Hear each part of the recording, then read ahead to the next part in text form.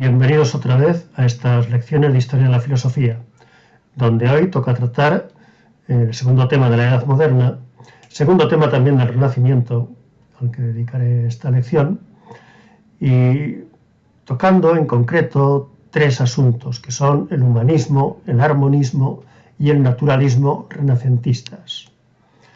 El humanismo es en primer lugar descubrimiento del hombre, lo que quiere decir que por primera vez es comprendido desde una perspectiva mundana como un ser natural, racional y finito que pertenece a la historia y a la tierra y que posee la llave de su porvenir. Esto llevó a los renacentistas a exigir el libre uso de la propia inteligencia con el fin de proyectar la vida según principios extraídos de uno mismo. No obstante, aquí no había oposición al sentido de lo trascendente propio del medievo, pues el renacentista no negaba el más allá.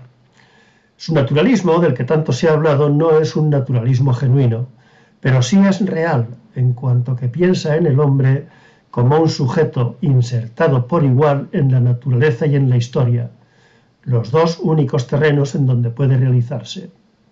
Por lo primero, por su inserción en la naturaleza, es un naturalismo que, sin olvidar el alma, recupera el valor del cuerpo y sus exigencias, lo que lleva a exaltar el epicureísmo antiguo.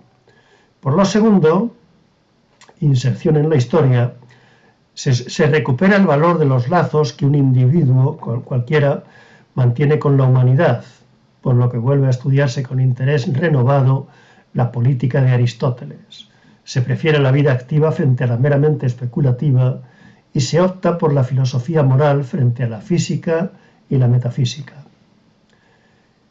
La dedicación a las letras, sobre todo a las letras antiguas, es un rasgo característico de esta época. La Edad Media ya había tenido en mucho la sabiduría clásica y había tratado de hacerla concordar con los valores de la cristiana. Los estudiosos de los siglos XV y XVI trataron más bien de restaurar aquella misma sabiduría tal como había sido en sí misma, antes de ser interpretada por los hombres de fe. Ese interés por la autenticidad antigua, por el descubrimiento de un pasado realmente distinto del presente, es el origen de la perspectiva histórica, una perspectiva que faltó en la Edad Media.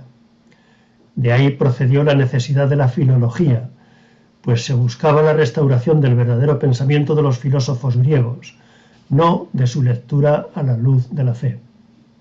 La filosofía y la defensa de la elocuencia clásica contra las deformaciones que había sufrido en el periodo medieval son, por esto, rasgos importantes del humanismo renacentista. Otro rasgo, segundo sería, de la época del Renacimiento es el armonismo. Los humanistas creían en la posibilidad de una conciliación entre Platón y Aristóteles, entre las escrituras y la filosofía y entre otros muchos conceptos tenidos por contrarios a veces.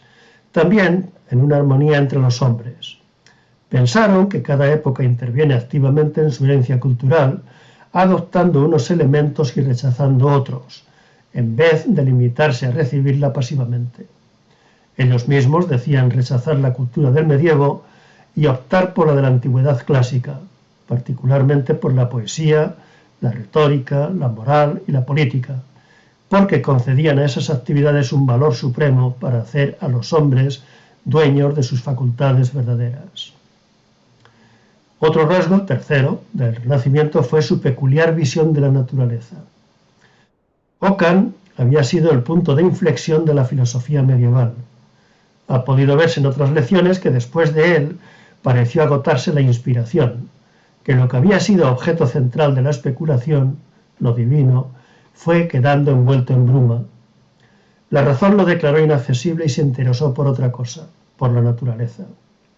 Sin embargo, hay que decir, la naturaleza no es algo que espera en el exterior la llegada del sabio, la aparición de la inteligencia. El pensador cristiano comprendió que es contingente cuando se inclinaba por la filosofía de Duns Scoto, que había necesidad en su interior si seguía a Santo Tomás, o veía su bondad y su belleza si estaba imbuido de misticismo franciscano. Leonardo da Vinci empezó a ver canales de irrigación y obras de ingeniería porque tenía espíritu técnico. En suma y conclusión, la naturaleza es siempre el resultado del modo de aproximarse a ella. No sin razón se ha dicho que el medievo procuró ver que es buena, el Renacimiento que es bella y la Edad Moderna que es útil. La naturaleza del renacentista no es muy diferente de la del filósofo inspirado en el agustinismo y el sentimiento franciscano. Una anécdota lo revela. Petrarca sube a lo alto de una montaña para contemplar lo que hay alrededor y una vez arriba abre un libro de San Agustín. La escasa filosofía existente en su tiempo solamente concibió la naturaleza como un ser vivo. No era para ellos la naturaleza el sistema matemático en que se convirtió de la mano de Galileo, quien la había comprendido sin subirse a una montaña ni leer a San Agustín, sino educando su mente entre grúas y cabrestantes. Los siglos XV y XVI fueron, en fin, un tiempo pletórico de fuerzas. Descubrimientos geográficos de españoles y portugueses, literatura en latín y lenguas romances, creación de las nuevas nacionalidades, innovaciones en escultura, pintura y arquitectura, renovación del saber clásico, invención de la imprenta y las armas de fuego, etc. No obstante, su filosofía careció de originalidad. Una corriente profunda, subterránea, continuó la anterior filosofía medieval y volvió a aparecer en los grandes filósofos del XVII, no sin antes restaurar y fortalecer la anterior escolástica por la acción de los filósofos españoles del XVI. Mientras tanto, los que pretendieron hacer algo nuevo buscaron la manera de oponerse al medievo y restaurar la filosofía antigua, sin percibir que el medievo estaba sólidamente fundado en la antigüedad. Solamente lograron interrumpir la corriente metafísica. El Renacimiento no acertó a pensar su propia situación, como habían hecho San Agustín o Santo Tomás. El hombre moderno se pensará más tarde, en el racionalismo de Descartes, Leibniz, Pascal, Spinoza y sobre todo, más tarde aún, en el idealismo de Hegel. Hasta otro momento, amigos.